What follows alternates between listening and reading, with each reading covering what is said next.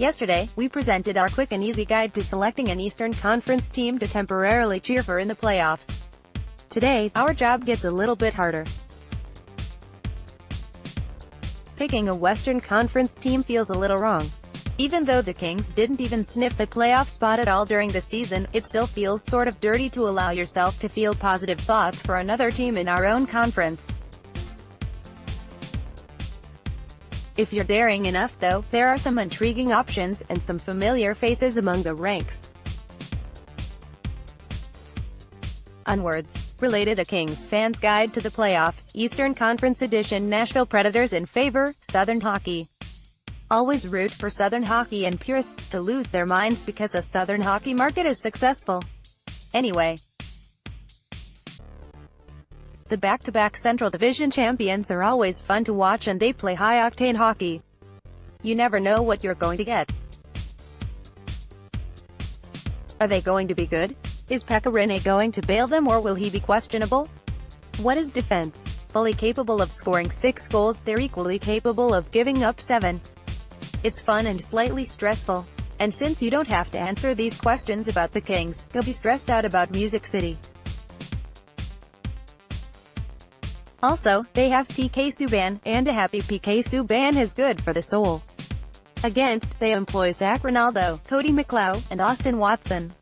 Plus, it's not like their team management has shown any propensity for taking steps at reducing violence towards women. Robin Dallas Stars in favor, Southern Hockey, Yowl.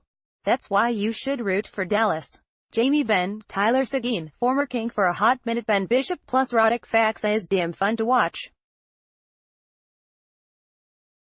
And who wouldn't want to see Dallas be successful, since Mike Madonna lifted the cup after the super controversial foot in the crease that won it all. Plus, obviously, the cup should come back to the Western Conference. Against, it's honestly time to see Jamie Benn go down. No, that joke will never not be funny. Robin Winnipeg Jets in favor. The Jets are a common bandwagon choice, which makes sense. They're unpredictable, they've got no annoying history of winning, they are full of talented young offensive players, and they've had a rough enough season that they aren't a favorite. They take on the St. Louis Blues in the first round. If you like an NHL team, the odds are that you don't really like the St. Louis Blues. You'll enjoy rooting for them. Probably. Against, there's nothing particularly Kings fan appealing about the Jets. No former Kings, Tyler Myers instead of Colton Tubert, whiteouts instead of blackouts, and a city that is basically the opposite of Los Angeles. I can't come up with a particularly compelling reason to root against them, but that kind of makes rooting for them less fun, doesn't it? So feel free to just hate them, I suppose. Eric St. Louis Blues in favor, Jordan Binnington.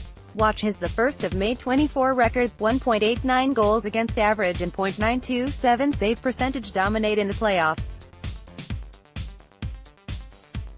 Remember when the Blues were in last place and fired their coach and wound up being a win away from first place? The Blues are the Cinderella story. Against, last of the original expansion teams not to win a Stanley Cup. Not everyone needs to win it. Really though, no other team deserves to win. Michael Calgary Flames in favor. It's been 4 whole years since a very fortunate Flames team knocked a vastly superior Kings team out of playoff contention thanks to, I assume, 7 rabbits' feet and a deal with Satan. Satan? Flames? That seems reasonable. This team has different, though. They are a legitimately dangerous squad who managed to fend off the Sharks and Golden Knights for the Pacific Crown, and honestly, guaranteeing one of them loses immediately, that is a gift for all of us. Calgary's got a very reasonable path to the Stanley Cup final, so picking the Flames is a good way to avoid heartbreak. At least for a while. Against, if you are willingly going to pick a team with Matthew Tkachuk and Mike Smith to win a Stanley Cup, there's nothing else I can say to you that will convince you to root against the Flames. Eric Colorado Avalanche in favor. For part of the season, they had one of the best lines in hockey with Gabe Landeskog, Nate MacKinnon, and Mikko Rantanen. Rantanen has been out with an injury but is poised to return for the playoffs. That dynamic line was fun to watch when they were at their best, and seeing them go up against the Flames could be an adventure in some very high-scoring games. Oh yeah, they're playing the Flames. That alone is enough reason to root for them, at least through the first round. There's some playoff rivalry history between these teams, but it feels, well, dated. Not recent enough to want them to fail just based off of past history, with the Kings alone, at least. So the obvious no here is not wanting to see Semyon Varlamov lift the Stanley Cup, which is enough for me. Sarah San Jose Sharks in favor. Look, I know, you don't want the Sharks to win a cup. But consider, several of the most hateable Sharks from past seasons have departed. They're really fun to watch as a neutral party, bringing a high-octane defense and a largely irresponsible defense to the table. Martin Jones is their starting goaltender, and he's been really bad this season, but Jones is one guy we'd all love to see rebound.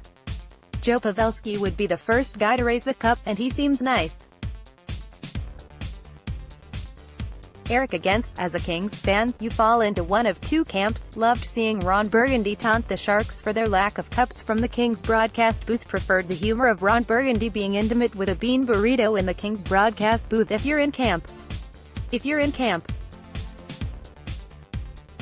do not root for them. Don't do it. I'll know it if you do. Sarah.